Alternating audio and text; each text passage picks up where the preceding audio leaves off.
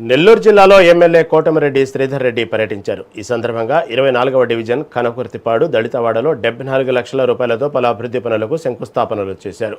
ఈ కార్యక్రమంలో కోలా విజయలక్ష్మి నందిని యాదవులు పాల్గొన్నారు. ఈ సందర్భంగా రాబోయే 60 రోజుల్లో ఎక్కడ ఏ అభివృద్ధి కార్యక్రమాలు జరిగినా కూటమి మహిళా నేతలు ముఖ్య అతిథులుగా పాల్గొంటారని ఎమ్మెల్యే అన్నారు. పార్టీలకు అతీతంగా అభివృద్ధి కార్యక్రమాలకు మహిళలను ప్రత్యేకంగా ఆహ్వానించి భాగస్వాములను చేస్తామన్నారు. మహిళా రిజర్వేషన్లు వచ్చినా రాకున్నా ఆంధ్రప్రదేశ్లో 33% రిజర్వేషన్ తప్పకుండా కల్పిస్తామని లోకేష్ తెలిపారు.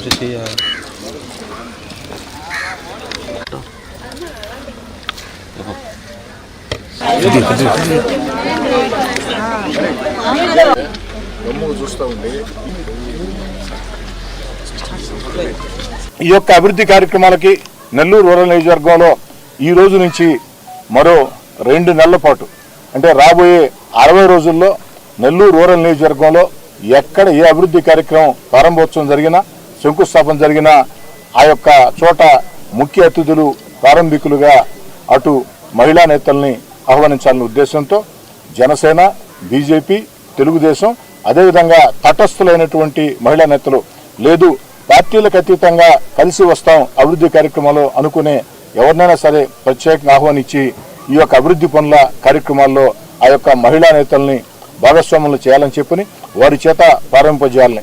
ఎందుకని చెప్తున్నానంటే ఈరోజు రాబోయే రోజుల్లో అన్ని రకాల కూడా రాజకీయంగా కూడా అటు భారత ప్రధాని నరేంద్ర మోడీ గారు కావచ్చు ఏదైతే ఆ మహిళా రిజర్వేషన్లన్నీ కూడా రాబోయే రోజుల్లో ఖచ్చితంగా అమలవుతాయని చెప్పి నమ్మకం నాకుంది.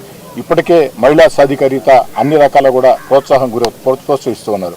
మరీ ముఖ్యంగా యువనేత నారా లోకేష్ గారు మొన్న మహానాడులో ఒక పిలుపునిచ్చారు. ఏదైతే మహిళలకి భాగస్వామ్యం కల్పించి తీరుతాం, ఒకవేళ దేశంలో చట్టం వచ్చినా చట్టం రాకున్నా చట్టం కోసం అన్ని రకాల ప్రయత్నాలు చేస్తాం, కానీ కొన్ని విపక్షాలు కలిసి రావటం లేదు. అలా కలిసి రాకున్నా చట్టం కాకున్నా కూడా ఖచ్చితంగా ఆంధ్రప్రదేశ్లో ఆ యొక్క మహిళలకి 33% చట్టసభల్లో రిజర్వేషన్లు కల్పిస్తాం అని చెప్పని లోకేష్ గారు చాలా స్పష్టంగా చెప్పారు. ఈ యొక్క అభివృద్ధి కార్యక్రమాలకి నెల్లూరు రూరల్ నియోజకవర్గంలో ఈ రోజు నుంచి రూరల్ నియోజకవర్గంలో 100 మంది మహిళలను తీర్చిదిద్ది వారికి రాజకీయ బాధ్యతలు అప్పచెప్తానని చెప్పిన శ్రీధరన్న గారికి మా మహిళలందరి తరఫున అభినందనలు తెలుపుతున్నాను. రూరల్ కూటమి ప్రభుత్వం వచ్చినప్పటి నుంచి రూరల్లో ఎన్నో అభివృద్ధి కార్యక్రమాలు చేపట్టారు.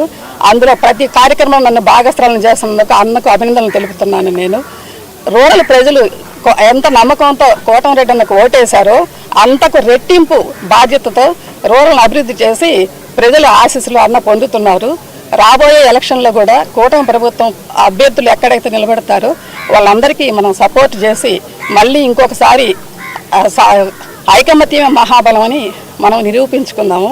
ఇంతకు ముందు రోజుల్లో మహిళలకు రాజకీయాలు అవసరం అనేవాళ్ళు, ఇప్పుడు రాజకీయాలకు మహిళలు అవసరమనే రోజులు వచ్చాయి.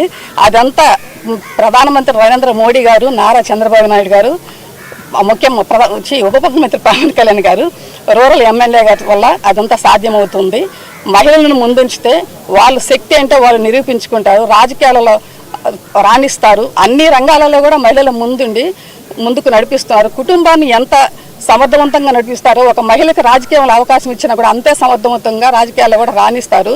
కాబట్టి ప్రతి మహిళకు రాజకీయాలలో అవకాశం ఇచ్చి వాళ్ళ ఎదుగుదలకు తోడ్పడాలని ఈ మీడియా ముఖం ద్వారా శ్రీధరన్నకు అటు నారా చంద్రబాబు నాయుడు గారికి, పవన్ కళ్యాణ్ గారికి తెలియజేస్తున్నాను. రూరల్